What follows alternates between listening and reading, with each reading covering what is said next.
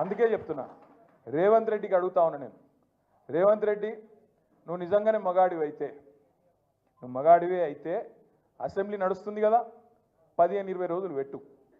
మొదలు 10-15 రోజులు మొత్తం రాష్ట్రంలో ఉన్న ప్రజల సమస్యలు మాట్లాడదాం, లగచర్ల మాట్లాడదాం, గురుకుల పాఠశాలలు మాట్లాడదాం, అక్కడ ఉన్న సమస్యలు మాట్లాడదాం, రాష్ట్రంలో నువ్వు చెప్పిన 6 గ్యారెంటీలు మాట్లాడదాం, ఆటో డ్రైవర్లు ఎందుకు చచ్చిపోతున్నారో మాట్లాడదాం, చేనేత కార్మికులు ఎందుకు చచ్చిపోతున్నారో మాట్లాడదాం, బోనస్ ఎందుకు ఇస్తలేవో మాట్లాడదాం, మిగతా అన్ని విషయాలు మాట్లాడదాం. నీకు ఇష్టం ఉన్నంత కాలం రాష్ట్రం అప్పుల పాలైందని తప్పుడు ప్రచారం చేస్తున్నావు కదా, అది కూడా మాట్లాడదాం.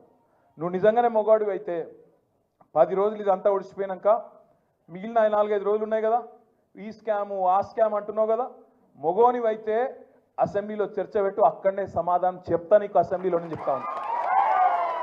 ఈ ఫార్ములా ఆ ఫార్ములా అంటున్నావు కదా, ఏ ఫార్ములా అన్నదే నీ ఇష్టం, తీసుకురా అసెంబ్లీలో పెట్టు.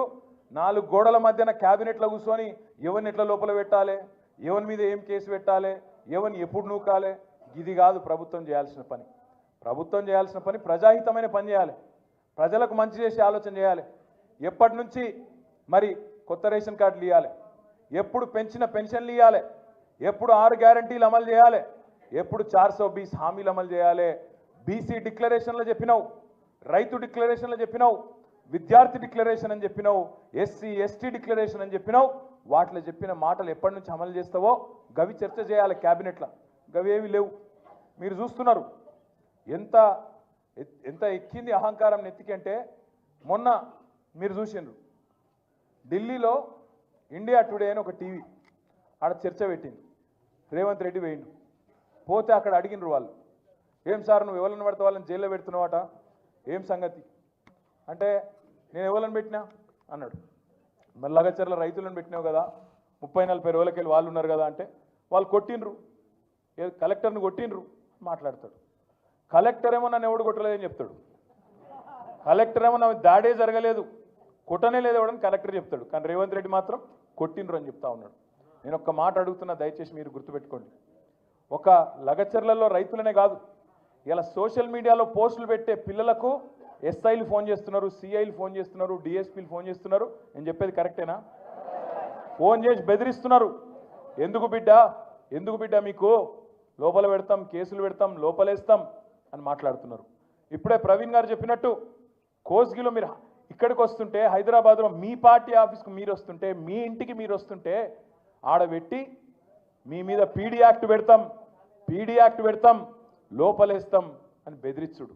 దాంతోపాటు గా ఎల్ఎన్టీ అనేది ఒక పెద్ద కంపెనీ, హైదరాబాద్లో మెట్రో కట్టిరు. ఆయన మొన్న మదినప్పుడు హైదరాబాద్కి వచ్చిండు. వచ్చి ఆయన విలేకరులతో మాట్లాడుకుంటూ ఒక మాట అన్నాడు. ఏమన్నాడు?